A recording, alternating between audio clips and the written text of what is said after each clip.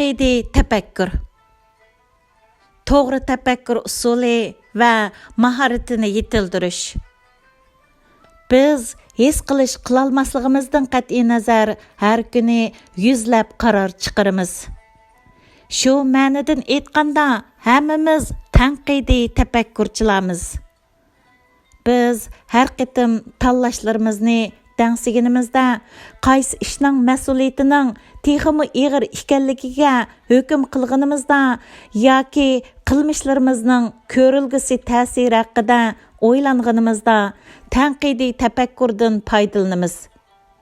Ammo tadqiqotlarda ko'rsatilganidek biz bu ishni tanqidiy tafakkur qilishni har vaqt qamlashtirib ketolmaymiz.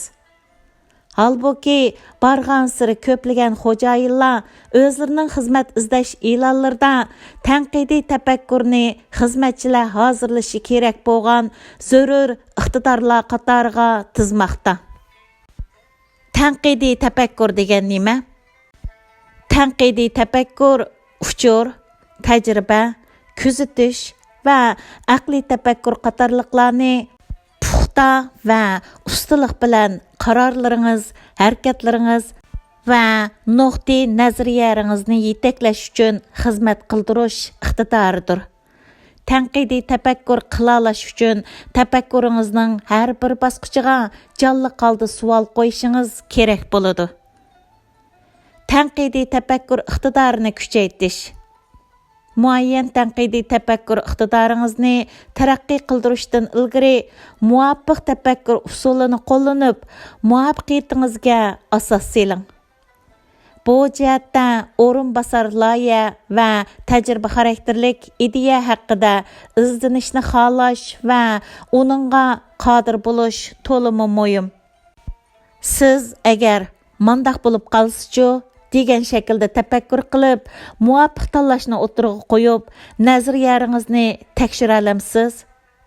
Agar bunda qilolmasangiz, siz ideya va tanlashlarni bak baldirli o'tirg'i qo'yib olib, o'zingiz duch kelgan ahvol haqidagi eng yaxshi chorani qo'ldan berib qo'yishingiz mumkin. Agar siz o'zingizning nazar doirasi tor odam bo'lib qolishiga yo'l qo'ysangiz, muhim uchurlarni nazardan saqit qilib solasiz. Shunga reallik va yuzlanishlarga qarta zamonaviy bo'lishga tirishing. Hissiyotdan bakrak mantiqini ta'kidlashmo intayin muhim. Hissiyot odamni harakatga keltirishda muhim bo'lsa-mu, lekin u doim sizning yeniklik bilan nabab ish qilib qo'yishingizga sabab bo'ladi. Shuning uchun hissiyotingizni tizginlashga tirishing va hukmlaringizda ehtiyotchan bo'ling. Bir yakunning reallik yoki emasligini bilib oling.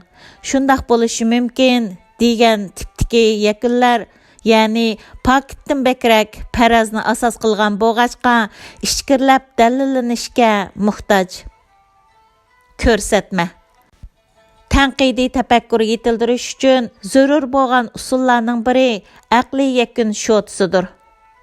Ba'zi halqiliq tanqidiy tafakkur mahoratlari. Tanqidiy tafakkur mahoratini yetildirish uchun zehningizni tuvandikilarga markazlashtiring. Birinchi, uchur to'plash. Qo'lingizdagi vazifaga aloqador deb qaragan uchurlarni imkon qadar sistemali holda to'plab chiqing. Ikkinchi, kuzatish. Siz uchurlar tavsidan tafsilotlarni tepib chiqishga hiris bo'lishingiz kerak. Uchinchi, yakun chiqarish.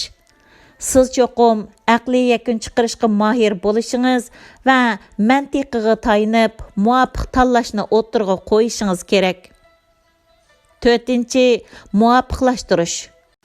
Bu, ya'ni yig'inchoqlash usuli umumiylikdan juz'iy xulosa chiqarish va qiyos qatorliq aqliy yakun usullardan foydalanib, farazning to'g'ri xatoligiga va uning qimmatiga hukm qilishni ko'rsatadi.